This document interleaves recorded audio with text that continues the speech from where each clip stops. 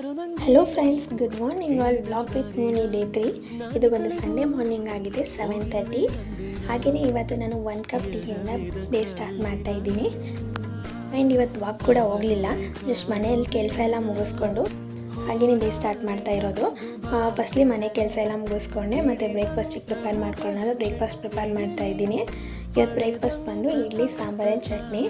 So ನಾನು ಏನಕ್ಕೆ ಇವತ್ತು ವಾಕ್ ಹೋಗಲಿಲ್ಲ ಅಂದರೆ, ನಿನ್ನೆ ನಾವು ಚಾಮುಂಡಿ ಬೆಟ್ಟಕ್ಕೆ ಹೋಗಿದ್ವಿ. ಬೆಟ್ಟ ಹತ್ಕೊಂಡು ಹೋಗಿ ಸ್ವಲ್ಪ ಟಯರ್ಡ್ ಆಗಿತ್ತು.